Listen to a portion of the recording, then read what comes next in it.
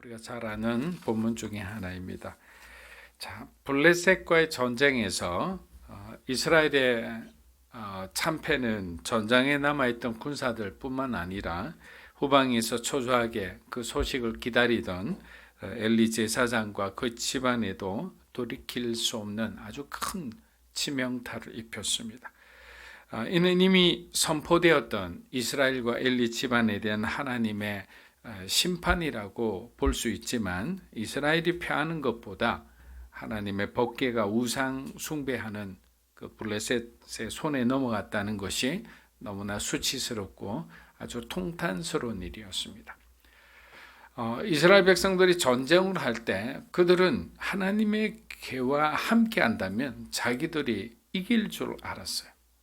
그래서 하나님의 뜻과 관계없이 하나님의 궤를 끌고 갔잖아요. 여러분, 이것이 아주 굉장히 우리가 신앙생활 하면서도 실수하기 쉬운 것들인데, 사실은 내 마음인데 내가 하고 싶은 마음으로 뭘 하는데 그 앞에다가 하나님의 이름을 갖다 붙일 때가 많아요. 하나님도 이거 원하실 것 같다. 기도했더니 하나님이 이것을 하라고 하시는 것 같다. 이게 다 뭐냐면 바로 블레셋에 패한 그 이스라엘 백성들이 자기 마음대로 하나님의 법궤를 가지고 간 거와 마찬가지예요. 그런데 그러면 어떻게 되냐? 하나님은 그러한 어떤 사역과 그러한 어떤 봉사와 섬김과 우리의 어떤 꿈을 향해 나아가는 그 길에 하나님은 조금도 도와주지 않는 거예요. 왜? 자기 마음대로 망령되이 하나님의 이름을 일컬었기 때문에. 이스라엘 백성들은 평소 삶도 마찬가지예요. 너무너무 심각하게 타락한 삶을 살았고, 이는 영적 지도자들도 마찬가지였습니다. 하나님을 우습게 여기고 막 우상 숭배를 밥 먹듯이 하고 탐욕에 완전히 쩔은 그런 삶을 살았으니까 하나님의 임재가 떠날 수밖에 없는 상태였다. 엘리가 죽었을 때 그의 나이가 98세다. 굉장히 장수를 했죠. 그리고 엘리 제사장도, 대제사장도 초창기에는 굉장히 경건하고 아주 신앙의 본이 되는 사람이었어요. 근데 점점 자기의 아들을 낳고 난 뒤, 그러니까 이제 부모로서 가장 큰 약점 중에 하나가 뭐냐면 자식에 대한 무한 사랑이에요. 이 모성애라는 게 어쩌면 우상숭배가 될 수 있는 가장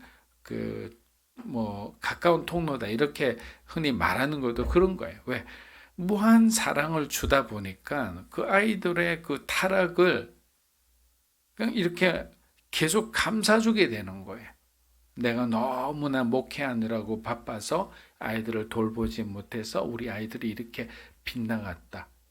빗나간 것은 이 아이들의 잘못이 아니라 내가 바빴기 때문이다. 이렇게 하면서 계속 조금씩 그들의 탈선 이탈을 품어주는 거예요.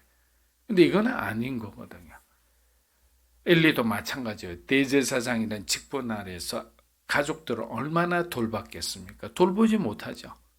그러니까 계속 그 아이들이 잘못한다는 보고가 오는데도 그냥 아버지의 그 부성애로 그냥 계속 품고 나 조금만 참아주십시오. 아이들이 하나님의 자녀들이니까 더 좋아질 겁니다. 그런데 좋아지지 않는 거예요.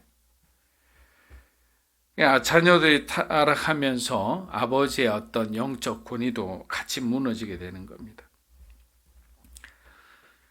그런데 엘리를 어떻게 표현했습니까? 시력이 상실하고 몸이 비대했다. 자, 시력을 상실했다는 것은 영적인 어떤 시력을 상실했다는 표현이에요. 하나님의 뜻을 옳게 분별하지 못했다. 대제사장도 그런 삶을 살았다. 몸이 비대했다는 것은 탐욕으로 살찐 그 이스라엘의 모습을, 엘리의 모습을 통해 우리에게 가르쳐 주는 거예요. 사랑하는 여러분, 우리의 기도가 응답되기를 원한다면 지금 우리의 모습을 먼저 똑바로 바라볼 수 있어야 돼.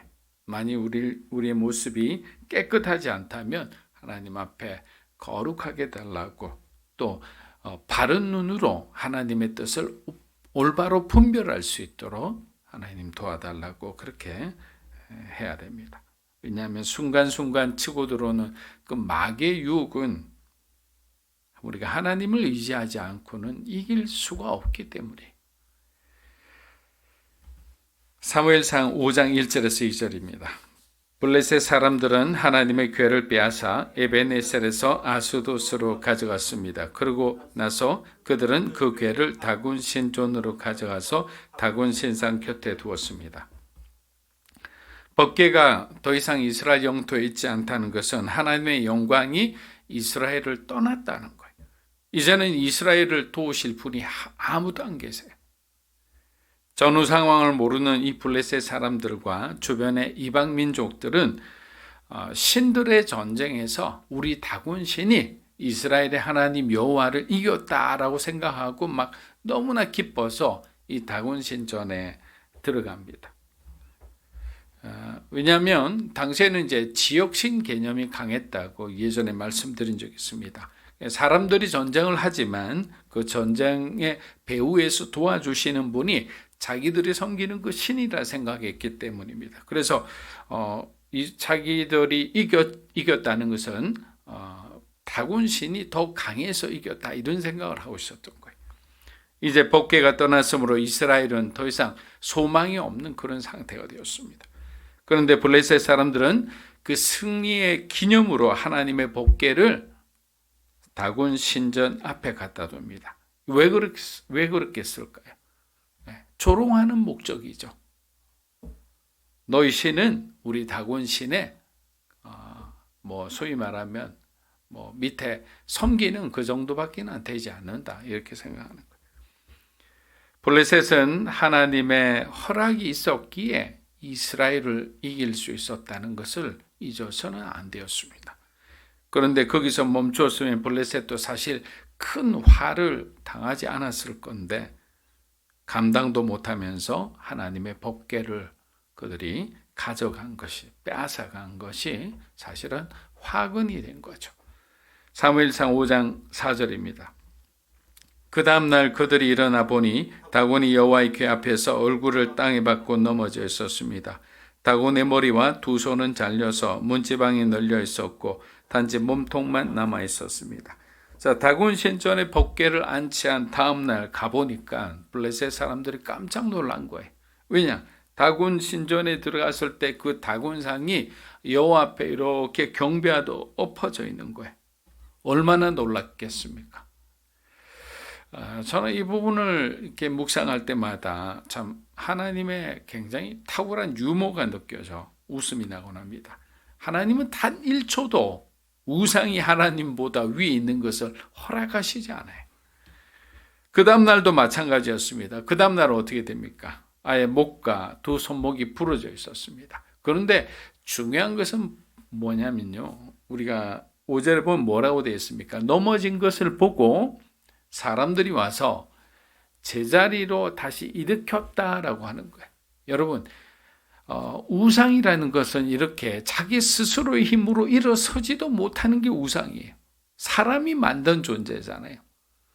그런 어떤 사람의 손을 빌어야 겨우 일어서고 하는 이런 우상을 섬기는 것이 얼마나 허망한 삶입니까? 자, 목과 두 손목이 부러졌다. 이것은 너희의 우상은 이제 보지도 못하고 너희를 도울 수 있는 능력이 없다. 손이 있어야 뭘 돕지요. 그것을 상징적으로 가르쳐 주시는 겁니다. 사랑하는 여러분, 지금 우리가 어떤 형편에 있다는 것은 사실 중요하지 않습니다. 인생을 살다 보면 이런저런 일을 다 겪어 오기 때문입니다. 마치 롤러코스터 같은 길을 반복하지만 중요한 것은 내가 지금 이 문제 속에 있지만 하나님과 함께 있느냐 없느냐가 사실 더 중요한 겁니다. 하나님 안에 머물고 있다면 하나님이 나를 도와주실 거예요. 그러나 이스라엘 백성들처럼 하나님의 영광이 떠난 상태에 있다면 아무리 부르짖어도 하나님은 응답하지 않죠. 도움을 구해야 되는 것이 아니라 나의 잘못을 회개해야 되는 거죠. 회개하고 하나님께서 다시 내게 찾아오셔서 나를 도우시기를 기도해야 되는 겁니다. 사무엘상 5장 6절에서 7절 우리 한번 읽어보겠습니다. 여호와의 손이 아스돗 사람들을 호되게 치셔서 종기 재앙으로 아스돗과 그 지역 사람들을 죽이셨습니다. 아스돗 사람들은 이런 일들을 보고 말했습니다. 이스라엘 하나님의 교회가 여기 우리와 함께 있어서는 안 되겠다. 하나님의 손이 우리와 우리의 신 다곤을 치고 있지 않는가. 자, 이제 하나님께서 움직이실 시간이 점점 다가오고 있습니다. 다곤의 신전에 안치되었던 아무런 능력도 영향력도 없다고 생각한 하나님의 법궤가 이 아스돗, 그 블레셋의 수도죠. 이 아스돗을 치기 시작하자 사람들이 난리가 났습니다. 그냥 우리가 여기에 적혀 있는 대로만 하면 그 아스돗 성읍에 있는 많은 사람들이 이 독종의 재앙으로 인해서 죽어버린 거예요. 그냥 어디 뭐 긁기만 하고 이 정도가 아니에요. 자, 우리는 여기서 이 독종의 재앙이라면 무엇이 생각납니까? 출애굽 때 독종의 재앙이죠. 그래서 많은 신학자들은 이렇게 이야기합니다. 이 상황을 놓고 하나님은 출애굽의 하나님만이 아니라 이 사무엘 상에 나오는 이 이스라엘의 하나님이기도 하다. 하나님은 어제나 오늘이나 영원토록 동일하신 분이.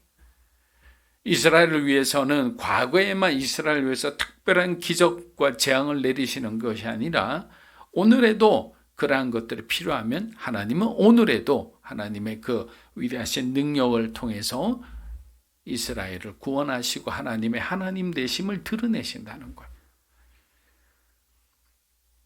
자, 그런데 여기서 중요한 것은 뭡니까? 블레셋 사람들도 자신들에게 임한 고통이 법궤를 가져온 다음부터 이 법궤 때문에 일어났다는 것을 아는 거예요. 그러니까 법궤라는 것은 누구를 상징하니까 하나님이잖아요. 여호와 하나님이 다곤의 목을 부러뜨리고 우리들의 신의 다곤의 그 팔과 발목을 다 부러뜨리고 독종의 재앙을 내려서 다 죽게 되었다.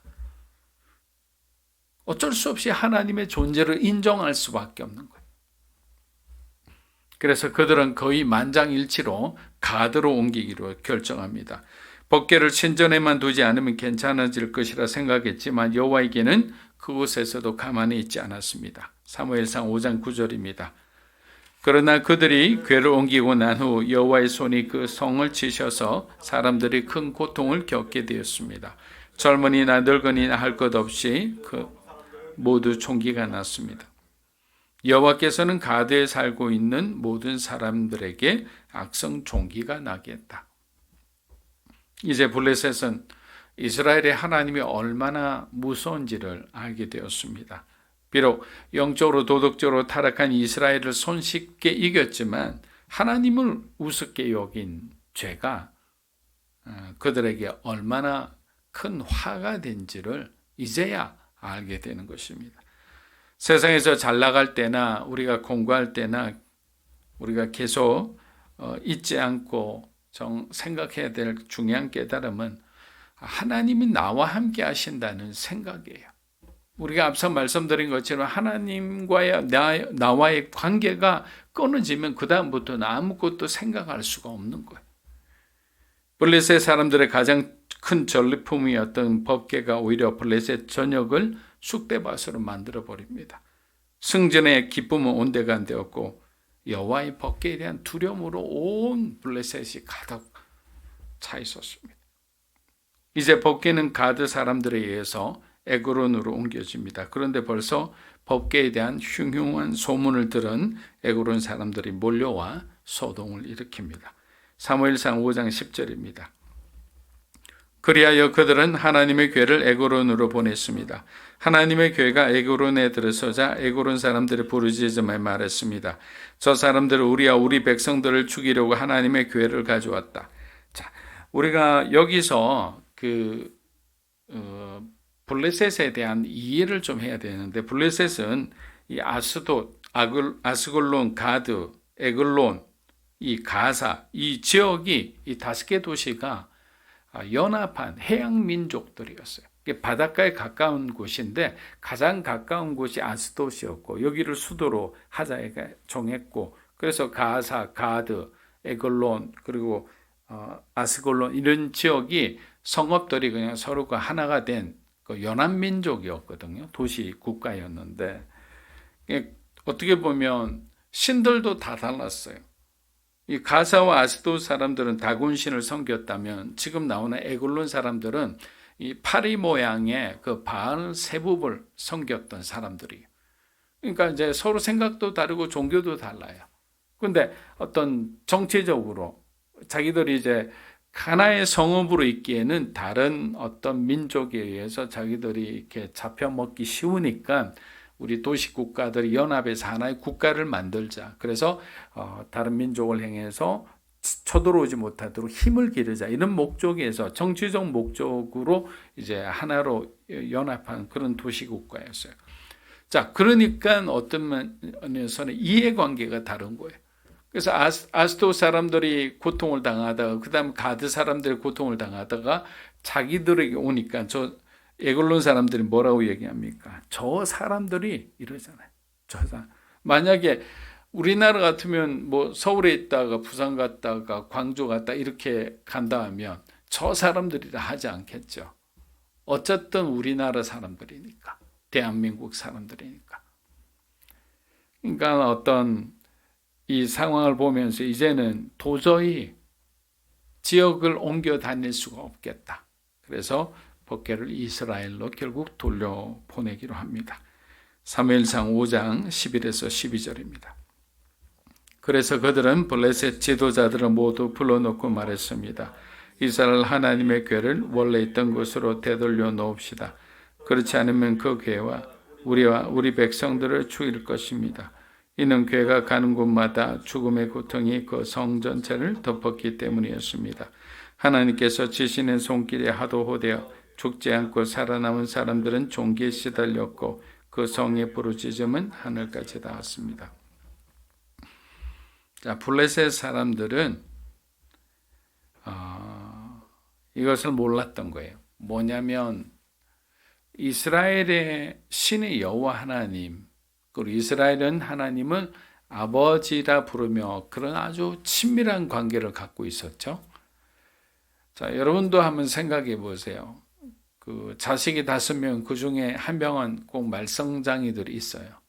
근데 그 말썽장이 아들이 옆에 있는 집 애한테 가서 잡혀가서 실컷 두들겨 맞고 조롱당하고 왔어요. 내가 별로 말썽장이라 한다고 해서 그 아버지가 아이고 잘 두들겨 맞고 왔구나, 잘 조롱당하고 왔구나, 이렇게 할 사람 누가 있어요? 아버지가 화가 나죠, 이 녀석들.